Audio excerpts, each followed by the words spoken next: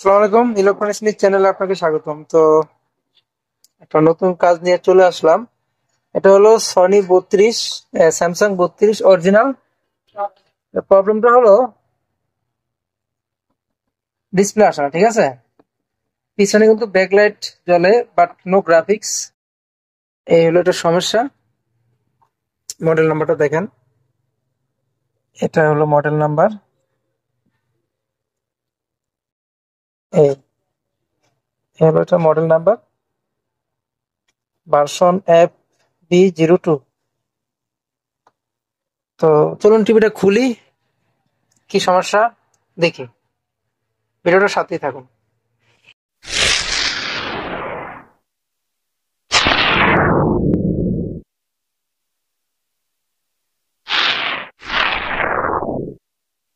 তো ফ্রেন্ডস, আমরা লাইন দিলাম। এখন আমরা বিসিসি ভোল্টেজটা মাপি, দেখেন। আমরা বিসিসি ভোল্টেজটা মাপ দেই। তো ফ্রেন্ডস দেখেন, আমাদের বিসিসি ভোল্টেজটা দেখাও 12 ভোল্ট আছে। হ্যাঁ, তো আমাদের সকল এফএফসি কেবল লাগানো আছে। আমরা এডিডিটি ভোল্টেজটা দেখি। আমাদের এবিডিটি ভোল্টেজটা নাই, দেখাও একটু। নাই, কিন্তু আমাদের বিসিসি আছে। এবং আমাদের সেটের স্টার্টিং 3.3 ভোল্টেজটা দেখেন আছে, দেখাও, এই যে আছে। ঠিক আছে, এখানে দেখি, এখানে 3.3 ভোল্ট আছে। তো আমরা আমরা দেখবো যে প্যানেল শর্ট আছে কিনা। তো আমরা এফএফসি কেবলটা খুলবো। তো আমরা আগে একটা খুলবো, লাইন দিলাম। না, চিকেন রেডি হয় না, স্টার্ট হয় না, আমাদের ভোল্টেজ আসেনি। এখন আমরা এটাও খুলবো। আপনার জীবনে এটা একটা গুরুত্বপূর্ণ কাজ হবে, আশা করি। এই কাজটা দেখলে আপনি খুব সুন্দরভাবে ব্র্যান্ডের স্যামসাং বা সনি এই ধরনের ভালো ভালো কাজগুলো করতে পারবেন। ভিডিওটা কন্টিনিউ করেন, আশা করি ভালো হবে। তো আমরা দুইটা আছে এফএফসি কেবলই খুলে দিছি, কিন্তু আমাদের চিকন স্টার্ট নেয়নি। তো ফ্রেন্ডস, আমরা দেখলাম যে কোনো এবিডিটি ভোল্টেজ B1 এবং BL নাই। তো আমরা এখন কি করব, আমরা চিকনটাকে স্টার্ট করব। যার জন্য আমরা এখানে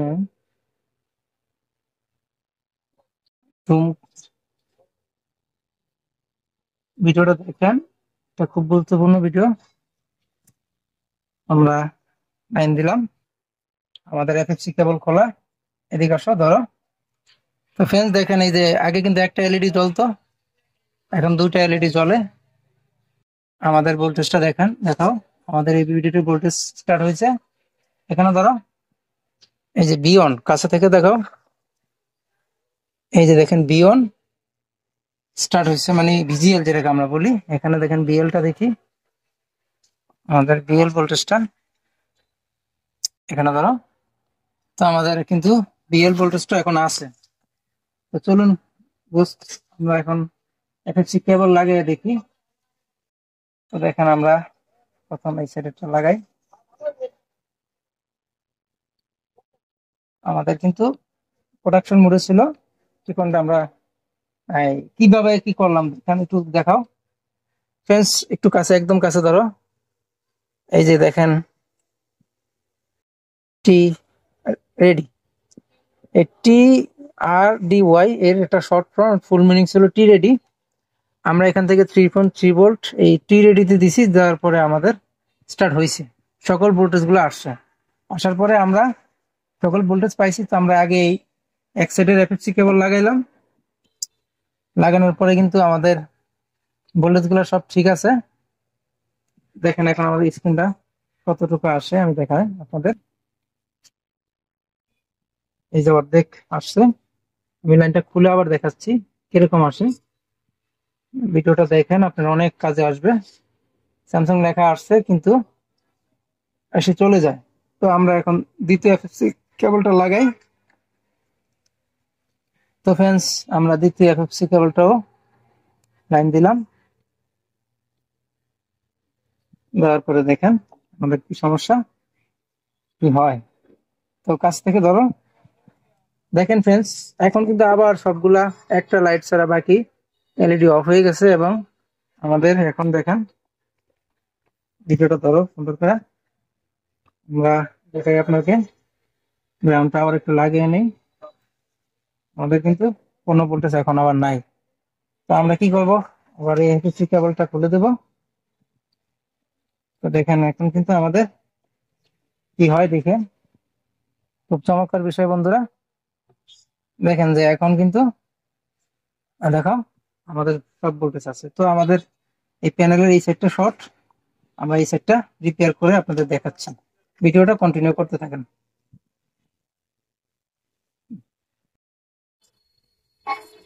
ফ্রেন্ডস দেখেন আমি কাজটা করলাম, টেনশন করবেন না, আমি টোটাল রিভিশন করে সুন্দর করে বুঝিয়ে দিব। দেখেন এখন কিন্তু দুটা এলইডি জ্বলতেছে, এবং তখন আমরা এই পাশটা লাগাইলে এই সাইড বন্ধ হয়ে যেত। আমরা এই পাশ লাগালে এখন কিন্তু আমাদের ঠিক অন রেডি আছে। আমাদের ভোল্টেজ এবিডিটি ঠিক আছে, আমাদের বি অন এবং বি অফ সকল ভোল্টেজ গুলাই আমাদের এখন ঠিক আছে। তো আমরা এই আমরা এখানে দেখেন আমরা কি করলাম, এখানে এই যে দেখেন এখানে লেখা আছে এই যে এই সি সি ডিভিশনটা বা সি বিভাগের এই যে এই লাইন গুলা আমরা চেক দিছি। এই লাইনগুলা কিন্তু এই যে লাইনে যে সি ডিভিশন বা সি বিভাগের এই লাইনগুলা, তো সি বিভাগের এই লাইনগুলাই কিন্তু এই যে এই যে এই লাইনগুলো আমরা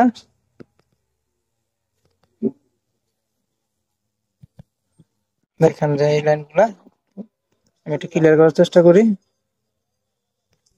আমরা ফ্রেন্ডস এই যে এই লাইনগুলা কেটে দিয়েছি, এই লাইনগুলা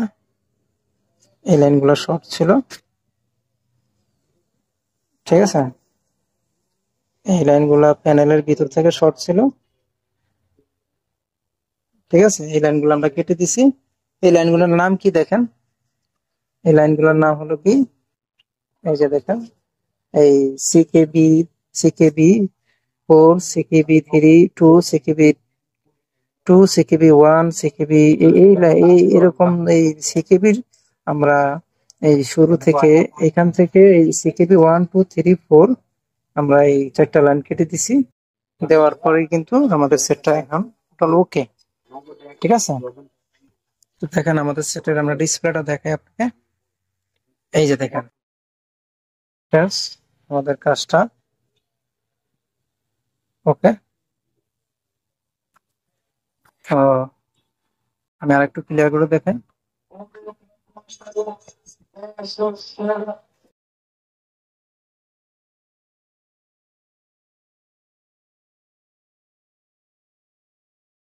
ফ্রেন্ডস দেখেন আমাদের টিভি কাজটা 100% ওকে। তো একদম ওকে, আপনাদের জন্য সুবিধার্থে হয়। আমরা প্রথমে টিভিটা খুলছি, খোলার পরে আমাদের টিকনটা অফ ছিল, আমরা খোলার পরে টিকনটা অফ পাইছি। টিকেল রেডি হলে এখানে একটা বাতি জ্বলে, এই বাতিটা জ্বলতো না। আমরা কোনো ভোল্টেজ পাই নাই, শুধু বিসিসি ভোল্টেজটা পাইছি, 3.3 ভোল্ট পাইছি। যেটা পাওয়ার পর আমরা বুঝতে পারছি যে আমাদের ডিসি ডিসি আইসি রেডি আছে। তখন আমরা এফএফসি কেবল খুলছি, খোলার পরে কিন্তু প্রোডাকশন মোড ছাড়ে নাই। তখন আমরা এখানে 3.3 ভোল্ট টেনে 80 রেডি থেকে আমরা লাইনটা টেনে দিছি। তখন আমার সেটটা স্টার্ট হয়েছে।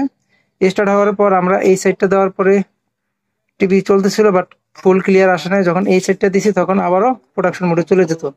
তারপরে আমরা কি করলাম, এই লাইনটা থেকে আমরা এই সিকিবির এই লাইনগুলো প্যানেলের এই সাইড থেকে কেটে দিচ্ছি। এক কথায় এই কপের এই সিকিবির এই সাইড গুলা শর্ট ছিল, প্যানেলের ভিতর থেকে আমরা কেটে দিছি। এখন আমাদের আপার পার্ট সেকশনটা নষ্ট হয়ে গেছে। আমাদের লোয়ার পার্ট মানে লেফট আর রাইট সরি, লেফট রাইট। তো আমাদের এই রাইট সাইড, এটা তারা করলে রাইট সাইড হয়। রাইট সাইডের আমরা কেটে দিয়েছি, এটা দুদিক থেকেই দুই দিক থেকেই কিন্তু আপনার গেট ভোল্টেজ গুলা কাজ করে। এক সাইড থেকে কেটে দিছে, আরেক সাইড এখন চলতেছে। এই সাইড দিয়ে এখন চলবে, বেশ কিছুদিন এইভাবেই চলবে। তো এই ছিল আমাদের আজকের ভিডিওটা।